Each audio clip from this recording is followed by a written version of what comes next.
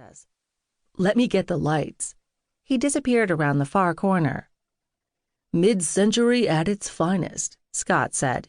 "It's actually closer to sage, thank goodness. We can work with that if we have to."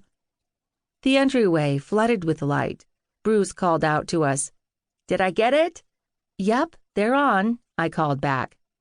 Anton cupped a hand against the side of his face. "See if you can kick on the heat, too, while you're there," he shouted to Bruce. Turning to me and Scott, he added, "Who would expect such brisk temperatures this time of year?" He was right. Emberstown, and indeed most of the state, shivered in the midst of a prolonged cold spell. It was April, for goodness sake.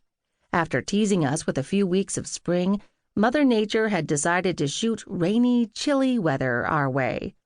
I'd lived through much worse growing up in Chicago, but here April temperatures were expected to be mild, bordering on warm. "This is your first visit to the building?" Anton asked me as I made a small tour of the sage-tiled teardrop. "I'm surprised." "I had every intention of touring the place before we took possession," I said, continuing to examine the area. Scott was right. The glass tiles lining the walls from floor to ceiling were a good color to work with, given Amethyst Cellars' established color palette. The sage would serve as a lovely counterpoint to the cherry wood furniture and violet crystal accents. Unfortunately, however, family matters ate up a good deal of my free time these past couple of weeks. I didn't explain further. If Anton had heard anything about my sister's crimes and federal conviction, he'd been supremely tight-lipped. If he hadn't heard, I'd be obliged to tell him the unpleasant truth about Liza at some point. More pressing, perhaps, was how I planned to deal with her going forward. I'd recently gotten word that she'd be released within 30 days.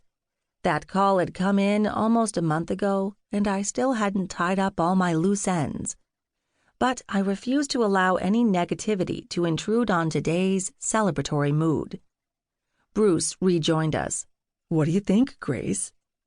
At the center of the teardrop, high above our heads, hung a multi-tiered chandelier so blanketed with dust it would have looked at home in Disney's Haunted Mansion. Although it practically begged for a good scrubbing, the place gave off a cool, kitschy vibe. Lots of potential here. "I love it already, and I've only taken 10 steps in," I said. "I can't wait to see the rest." There were 3 doorways leading deeper into the building from the wide foyer. The ones to the right and left open to identical musty rooms about 15 feet square. "We think this is where they invited guests and visitors to wait, salespeople and the like," Scott said. I poked my head into each one in turn. Big rooms. "Everything was bigger back then," Anton said. "Architecturally speaking, that is." Opposite the front door, at the teardrop's narrow end, a tiny reception area boasted a dusty, waist-high countertop.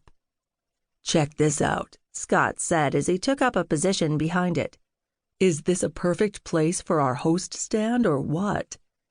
"Perfect," I said with a smile. "We'll have to spruce it up a little, of course," he said. "Make a few changes." "A little?" Bruce cough-laughed. "How about a complete redo?" "True." Scott didn't stop beaming. "And eliminate the crud, of course," he added as he ran the tips of 2 fingers along the countertop, then promptly sneezed from a kicked-up cloud of dust. "Too bad there wasn't a dirt discount." I ran my fingers along the wall again, then glanced at my grimy glove. "If there was, the bank would have had to pay you to take this place off their hands. I've never seen dust this thick." I made a so-so motion. "On second thought, maybe I have in a few of Marshfield's forgotten rooms, but this really is something."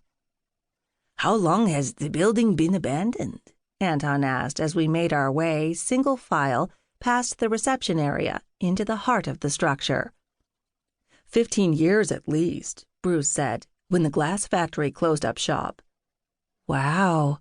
I cleared the threshold to find myself in an expansive industrial space that stretched the entire width of the building. This place is huge.